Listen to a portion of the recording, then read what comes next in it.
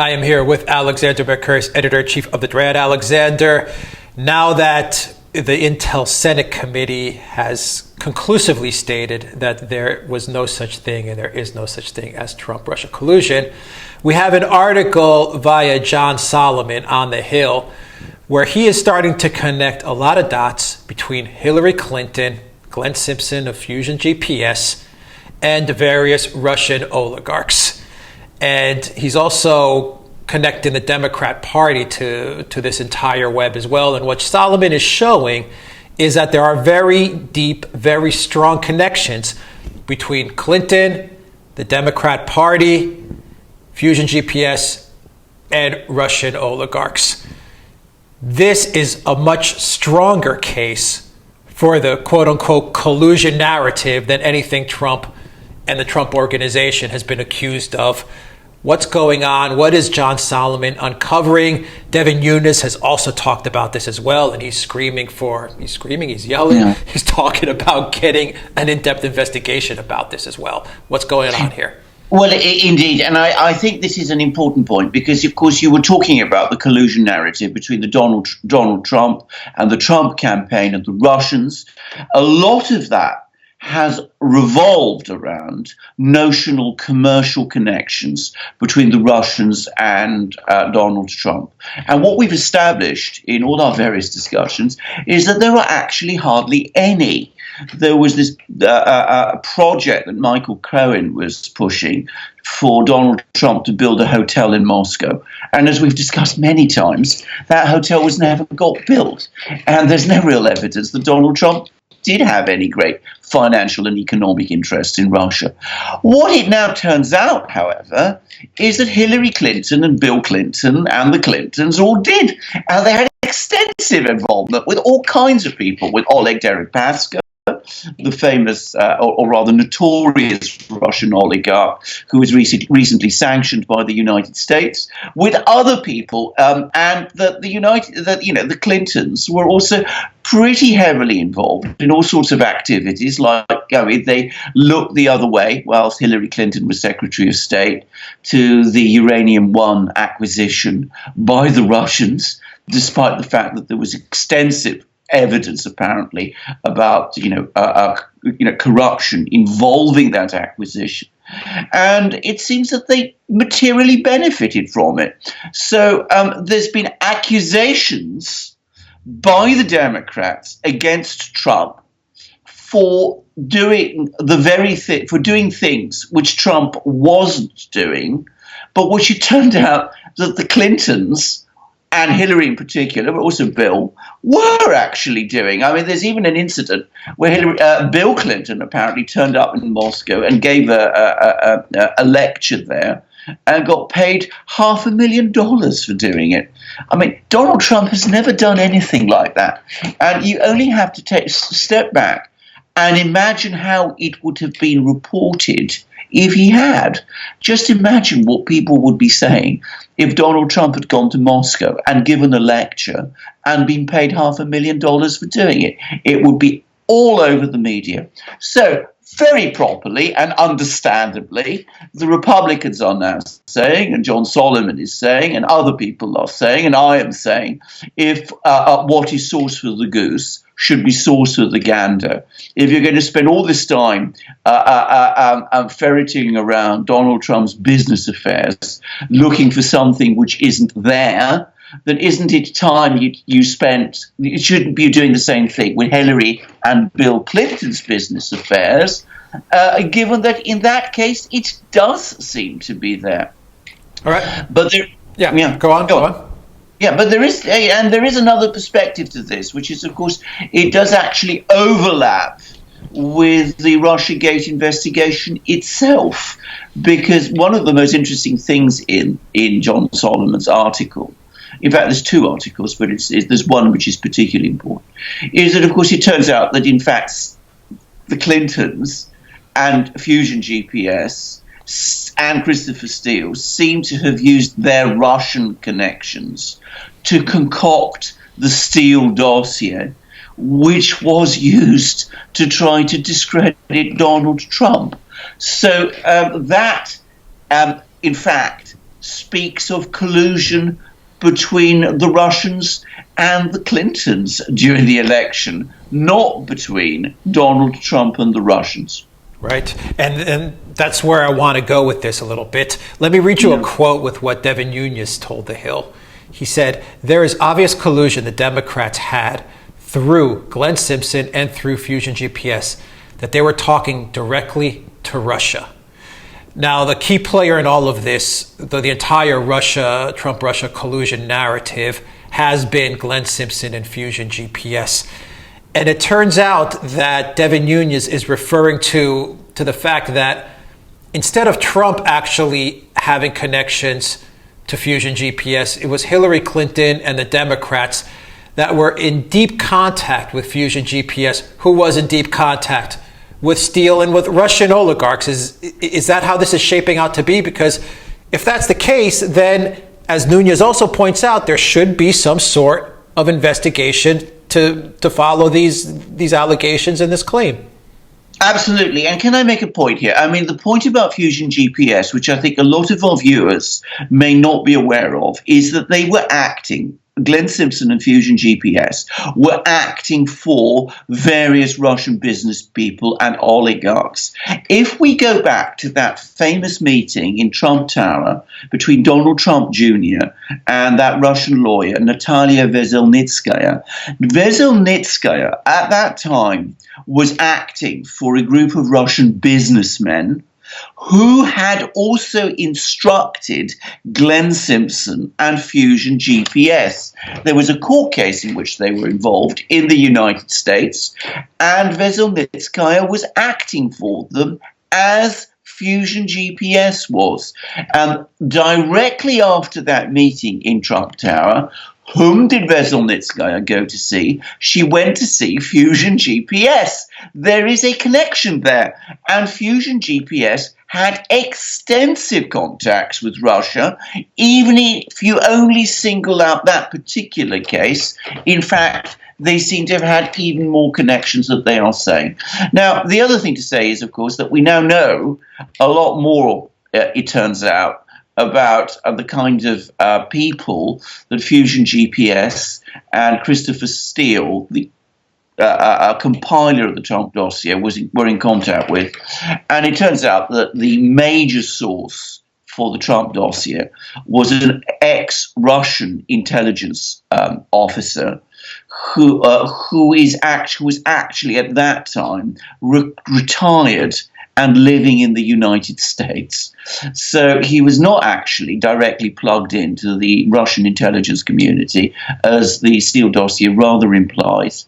But he was getting his information, this source was getting his information from Russia, and presumably, again, some of these oligarchs with whom Fusion GPS seemed to have been involved, well, possibly they were involved also. So Russian connections were used to create the Steele dossier. Russian connections exist with Fusion GPS, who commissioned the Trump dossier. And Hillary Clinton and Bill Clinton had Russian connections also. All right, let's go back even further to 2009, 2010 and connect some more dots between the Clintons and various Russian oligarchs. And this one involves Skolkovo, which is the Russian technology park. And this is at the time of Dmitry Medvedev as prime minister. And Clinton was the U.S. Secretary of State at the time, Hillary Clinton. And she was pushing for a partnership between Moscow and Silicon Valley. If our viewers are not aware, Medvedev actually did visit Silicon Valley. He made a trip out there. There was a lot of PR around it. And at the same time, concurrently, this is the time where you mentioned Bill Clinton was in Moscow and he gave that $500,000 speech. And he wanted to connect, and I believe he did connect, with the Russian oligarch Viktor Vekselberg, who was leading the Skolkovo initiative in the Skolkovo Technology Park. And then he wanted to get in touch with Arkady Dvorkovich, who was a senior official at Rosatom, which is the company that was dealing with the Uranium One and the U.S. uranium reserves. So all of this is happening, in the Medvedev years under the Clinton State Department. And there are now, and Solomon is reporting that this did raise a lot of eyebrows at the U.S. intelligence agencies, the FBI, the CIA, and in the State Department as to what was going on, because Clinton was also trying to do this entire Russian reset thing. And her charity and Bill Clinton were effectively lobbying these oligarchs in Russia to close very, very big business deals. And one of those is, in my opinion, one of those deals was the Uranium One deal. Skolkovo, I don't think panned out as much. No, it didn't pan out. But, of course, the important point to make about Skolkovo is that, of course, the concern the intelligence community had was that it was basically set up in order to tap into information, to enable the Russians to get information out of Silicon Valley. Right. And from their point of view, that constituted a major threat to U.S. Leadership in the field of electronics and artificial intelligence, and it seemed to them that the Clintons were actually, aiding this project. So it was actually quite a matter of concern for them. And Victor Vekselberg, who you mentioned, it's important to say that he's actually a personal friend of Vladimir Putin. He's an oligarch, but he's one of those people who is widely acknowledged to be on personally good terms with Putin. And I believe I'm right in saying that he's been sanctioned. So we are talking about a very establishment Russian, very well connected indeed, and somebody who would be seen by the US intelligence community as a threat. Someone who is far more important and far more influential in the Russian system than any of the people that Donald Trump or his campaign ever found themselves in contact with. I mean, the connections that they had, through George Papadopoulos with the Valdai Group and Carter Page going to the Moscow higher school. I mean, these were trivial by comparison. And of course, in the Uranium One affair, that led to certain very big consequences. And you mentioned Arkady Dvorkovich, who was at that time an important official in Rosatom, and who was directly involved, it seems, in the Uranium One acquisition. Dvorkovich is also a very well-connected Russian. Shortly afterwards, he became Deputy Prime Minister of Russia. He actually became a senior official in the Russian government, reporting directly to Putin himself. So we are talking about, all this did happen during the Medvedev years, but we are talking about people who are very prominent members of the Russian political establishment. Now, I can imagine that the Clintons have a case to say. They will no doubt say that they were trying to cultivate these people because they were trying to build up the Medvedev, and this is all part of Obama's reset policy and all the rest. All I am saying is, if Donald Trump's, not Donald Trump himself, but if his campaign's far more limited contacts with far less important people in Russia are so suspicious, then these far more extensive contacts with far more important people, which in the Uranium One case certainly did lead to a major acquisition and one which involved corruption, and which in the Skolkovo case did cause serious concern within the US intelligence community. Surely those deserve to be investigated also. Yeah, and I think, to conclude, Alexander, I think the one thing that Solomon's article points out is two things. Is that the Clintons have had almost a decades-long connection to very powerful and influential people in Russia. And it's gone beyond her State Department. It's gone to the point where Bill Clinton is getting paid money. The Clinton Foundation is involved in doing various work for these Russian oligarchs and getting paid very well to do these things. And so it's moving beyond the government. And the other thing that Solomon is also pointing out is that Clinton also had extensive contact with Fusion GPS and Glenn Simpson. This wasn't just a one-time, I see the guy at a dinner party and we talked briefly. The Clintons and the Democrat Party were working very closely with Glenn Simpson on various fronts. And Glenn Simpson, you mentioned Veselnitskaya. Glenn Simpson saw her before the Trump Tower meeting and after the Trump. I think it was separated a day apart. Absolutely. So the dots are so connected. Why aren't they investigating this like Nunez says? Well, why aren't they investigating this? And I mean, they should be. But of course, the point is that we are talking about Hillary Clinton and Bill Clinton, and the media in the United States supports them, and the political establishment supports them, and they have connections with the CIA. We saw that with Brennan and the Democratic Party and all sorts of people, and they are not Donald Trump. So, as I said, as you absolutely, everything that you said, all the dots are indeed there. And they're to a far greater extent documented, proved, incontrovertible. But as I said, they're not being investigated, not because these things aren't suspicious and shouldn't be investigated, but because Hillary Clinton and Bill Clinton are at the heart of the U.S. political establishment and the Democratic Party, and whereas Donald Trump, of course, is not. Donald Trump is the outsider.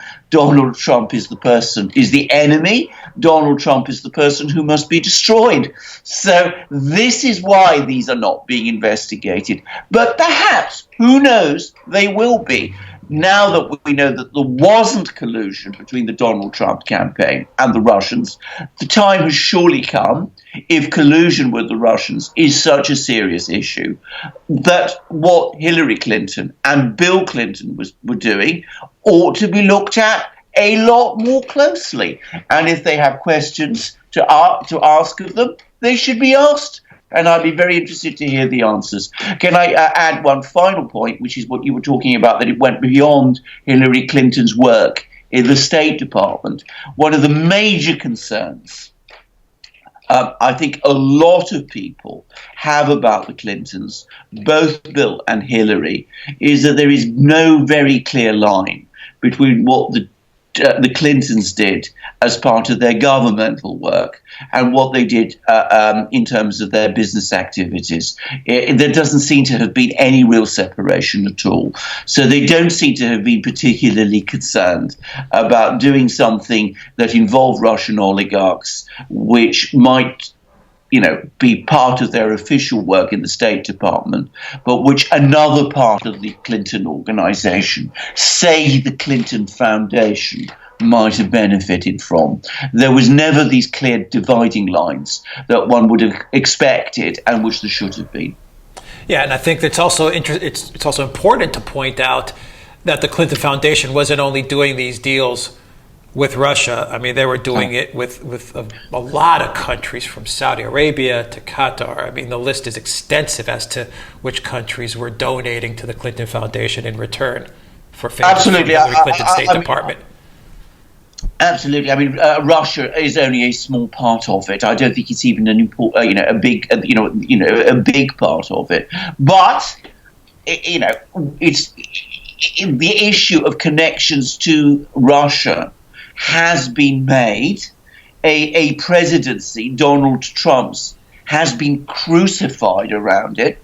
I mean, Donald Trump has been subjected to a relentless investigation because of the very limited contacts with very low-ranking people in Russia that some of his people had, which were completely innocuous. So if that is such a serious thing, then why not, as I said, apply it to the Clintons, whose contacts with the Russians were on a far bigger scale and did indeed cause serious concerns to the U.S. intelligence community, and one can see why.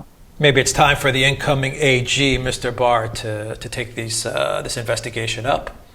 Well, indeed so. I mean, as I said, what earlier in the program, what sauce for the goose should certainly be sauce for the gander. If you're going to appoint special counsel to investigate what Carter Page was doing by going off to the High School of Economics and giving a lecture there, or what George Papadopoulos was doing by talking to an obscure Maltese professor who has since disappeared, then certainly you ought to be looking at what Hillary Clinton and Bill Clinton were doing with people like Vekselberg and Volkovich, and in connection to Skolkovo and Silicon Valley and Uranium One. I mean, these are infinitely bigger scandals, or potential scandals, it seems to me. Yeah, it seems to me that you got to get Glenn Simpson back to Capitol Hill and to start explaining himself once again, because every time you read one of these articles, especially by John Solomon, you start to realize what a central player he was in all of this. Absolutely. I mean, can I explain something? I mean, the point, that Trump Tower meeting, at the time when that meeting happened, as I said, Veselnitskaya and Glenn Simpson were acting for Russians, for the Prevezon company, to be precise, which was trying to defend claims brought against them in the Magnitsky-related proceedings by the United States government. So, I mean, the mind reels. I mean, this is the same man, Glenn Simpson, who's working with the Russians in the Prevezon case and against the Russians in the Donald Trump thing. Except, of course, that the meeting with Veselnitskaya and Donald Trump Jr. in Trump Tower lasted all of 20 minutes and didn't go anywhere, whereas the infinitely bigger and far more interesting case involving Glenn Simpson and Prevezon hasn't been looked at all. By the way, I'm not saying that was wrong. Glenn Simpson acting in that case. I'm only saying, again, if you're so concerned about Donald Trump Jr.'s connections with Veselnitskaya, why not ask about Glenn Simpson's, which were much greater? I mean, Glenn Simpson was two-timing it, it seems. I mean, geez, on the one hand, he's working with Russia, with this Russian company. We don't want to say Russia, with this Russian company. Yeah. And on the other hand, he's working with the Democrats and with Hillary Clinton to discredit Donald Trump and essentially Russia.